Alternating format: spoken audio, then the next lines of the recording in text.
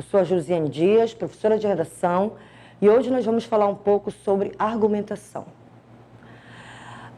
Clarice Lispector nos diz que a palavra é o seu domínio sobre o mundo.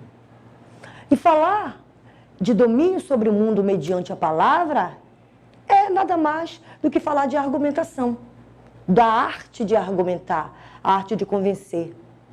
Eu convenço mediante verdades, convicções, segundo as quais certamente eu acredito, mas eu convenço, sobretudo, por meio da lógica de raciocínio, por meio da demonstração de um raciocínio. Então, argumentar é, de fato, a arte de convencer mediante um raciocínio.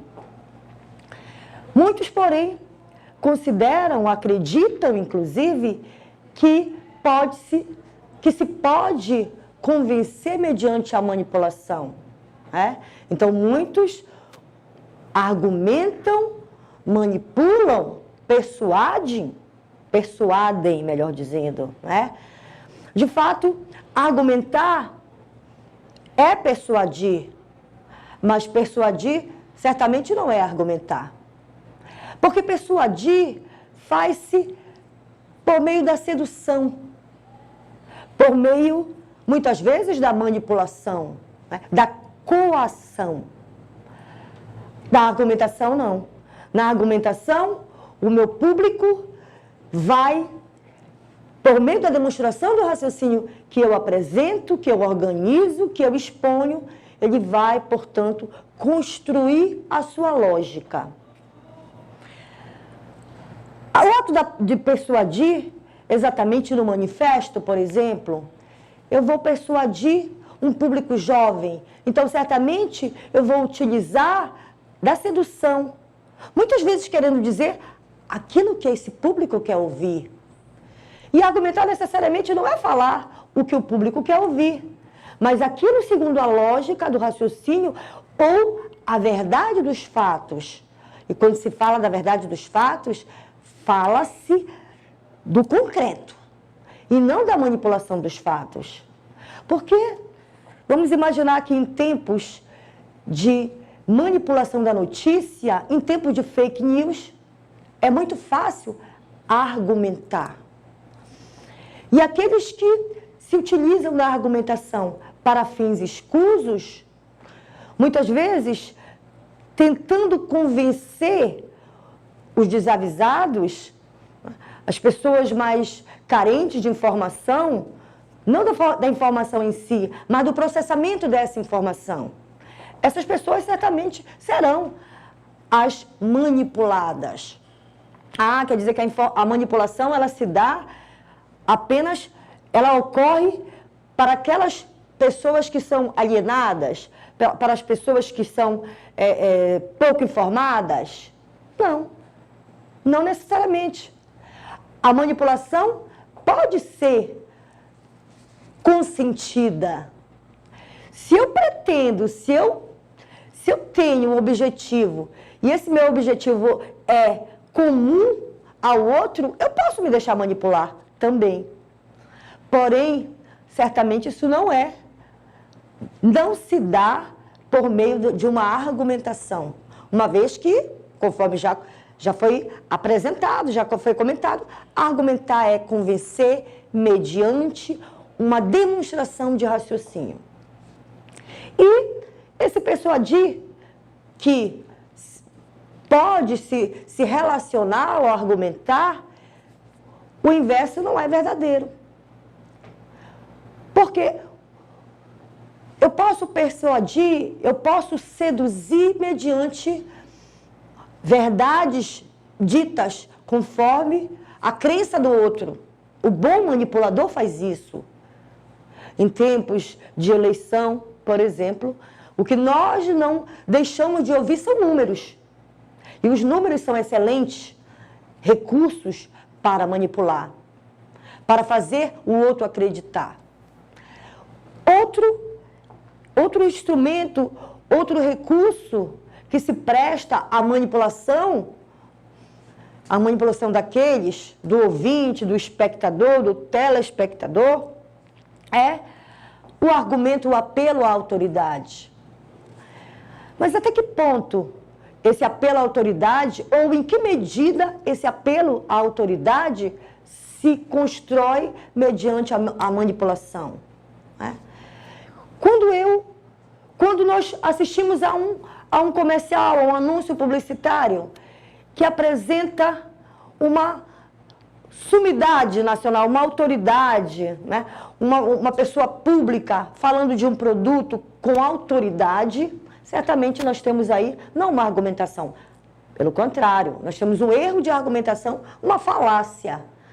Um jogador de futebol, por exemplo, para falar de um produto, de um produto para entorse, para machucado, né? Uma pomada. Ele diz que aquela pomada é boa porque faz isso, porque faz aquilo, comenta as propriedades, fala da competência desse produto. Ele poderia falar como consumidor, de certo poderia falar como consumidor, mas como autoridade, como competente naquilo que apresenta, certamente que não. Então, nesse caso aí, nós podemos dizer, nós podemos compreender que há aí um recurso de persuasão para manipular. Por quê? Porque é tão comum assistirmos, vermos nas propagandas televisivas ou nas mídias sociais de modo geral, autoridades falando de produtos, vendendo produtos sobre os quais não tem domínio, exceto o domínio de consumidor. Nós temos a tendência a endossar, a assinar aquilo que o outro diz, outro esse, figura pública notória. Nós temos a tendência de dar credibilidade àquele discurso e logo nós somos persuadidos a comprar esse produto, a aderir a essa ideia. Mas certamente esse não é um recurso de argumentação, vamos dizer assim, válido, uma vez que é falácia, e a falácia é um erro de argumentação. Nós podemos dizer que o apelo à autoridade é um recurso de argumentação válido quando esta autoridade, de fato, conhece, tem domínio sobre aquilo que fala. E como tem domínio sobre aquilo que fala? Como tem competência sobre aquilo que fala? Quando ela faz parte do seu conhecimento, quando ela faz parte da sua profissão, quando ele exercita aquilo. Um dentista, por exemplo, um médico, por exemplo, ao falar de determinado produto, se ele tem conhecimento daquilo, se ele manuseia, manipula aquilo, certamente ele pode ser considerado uma autoridade no assunto. Mas as figuras públicas notórias, por conta da sua notoriedade, certamente não são competentes. São, ouso dizer, sem ofensas, certamente, são manipuladores. Então, a argumentação não é manipulação. Argumentar é convencer. Convencer mediante fundamentação, mediante embasamento. E esse embasamento está aí por meio dos fatos, por meio dos dados. Um artigo de opinião é um texto argumentativo, por exemplo. E muitas vezes os argumentos são baseados nas próprias vivências do seu autor. Mas esse autor tem conhecimento, tem leituras e vai, de fato, construir essa argumentação mediante também suas convicções. Né? Não apenas são conjecturas, deduções, mas ela é formada, essa argumentação de um artigo de opinião, mediante leituras que foram construídas. Uma charge é um texto argumentativo, é um texto argumentativo, mas é também um texto multimodal. É um texto que apresenta um misto de sequências discursivas, um misto de tipologias. Ela predomina no meio da argumentação, porque ela visa uma crítica, ela visa um questionamento, ela visa uma questão de ordem nacional, uma questão relevante no cenário nacional, por exemplo. Mas ela também pode apresentar, ela pode não, ela apresenta outras sequências discursivas. Ela apresenta a descrição, ela apresenta a narração quando há a presença de personagens. O editorial também é um texto argumentativo, porque por meio daquele editorial, o seu autor, que teoricamente é a voz do jornal, vai veicular informação, dados, opiniões fundadas em fatos, em dados, em base teórica. Se essa base está construída por meio de fatos noticiosos, né, ou manipulados, aí eu posso dizer que ali também reside a manipulação. E nós sabemos que há, e é muito comum, afinal de contas, um discurso não está desprovido de opinião. Todo discurso veiculado resguarda uma opinião. O discurso jornalístico resguarda, sim, uma opinião.